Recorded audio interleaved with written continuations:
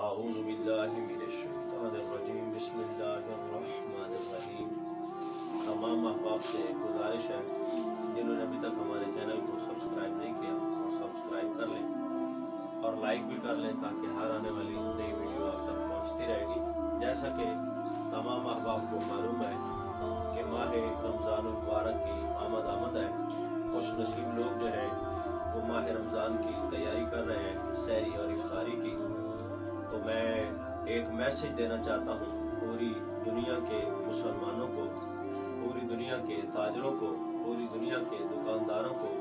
پوری دنیا کے عام لوگوں کو اور پوری دنیا کے خاص لوگوں کو، خصوصاً تاجر حضرات کے نام اہم پیغام یہ دوں گا کہ ماہ رمضان المبارک آ رہا ہے،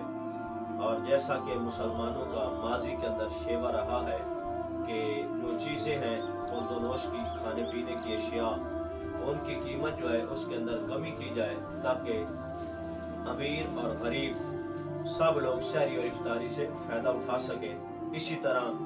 جو دکاندار حضرات ہیں ان سے بھی گزارش ہے کہ وہ بھی ماہ رمضان المبارک کا فائدہ اٹھاتے ہوئے اپنے رب کا اور رسول کا قرب حاصل کرتے ہوئے اپنی چیزیں جو ہیں کھانے پینے کی، پھل ہیں، سبزیاں ہیں، ان پر جو قیمت ہے وہ محدود رکھیں تاکہ ہر عام اور خاص بندہ خرید کر ماہ رمضان کے فیوز و برکات حاصل کر سکے۔ اسی طرح ایک چھوٹا بندہ ہے یا ایک بڑا بندہ ہے تو تمام سے گزارش ہے کہ بڑے حضرات جو ہیں وہ چھوٹوں کا خیال رکھیں، یعنی کہ خود تمہارے دسترخوان پر